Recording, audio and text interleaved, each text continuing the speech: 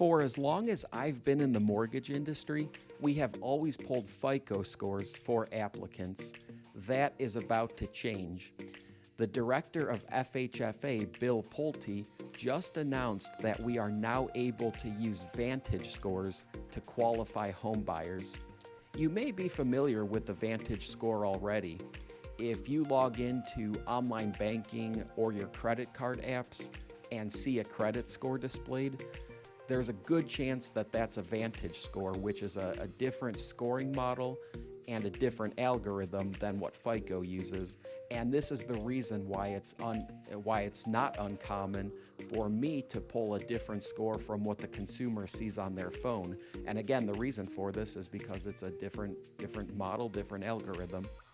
So what does this mean for home buyers? Probably not a whole lot right now. Lenders and credit vendors need to figure out how to implement this, and it's not going to happen overnight. Lots of software updates are needed, and I'm guessing we won't start seeing this in practice for probably 6 to 9 more months. The New York Times reported that according to Vantage Score, 5 million more prospective home buyers will now qualify for financing. I have no idea where they pulled that number from, but my gut is to reject that claim. I think that this change is good for consumers because it provides another option as opposed to having to feed the FICO monopoly. It might even bring more transparency for home buyers, but I don't think it's going to be a magic solution to qualify a whole bunch of new people for a mortgage. There are a lot of organizations that prognosticate mortgage rates. Fannie Mae, NAR, Barry Habib, and many others. Sometimes they're right, sometimes they're wrong. Over the past couple of years, they've been mostly wrong. In my decade of experience with originating loans, I've learned that these aggregators draw the conclusion before looking at the data. They tend to pick the outlook that benefits them most, and then they use whatever reasoning is needed to get there. Typically, this prediction is what mortgage executives, loan officers, and realtors want to hear.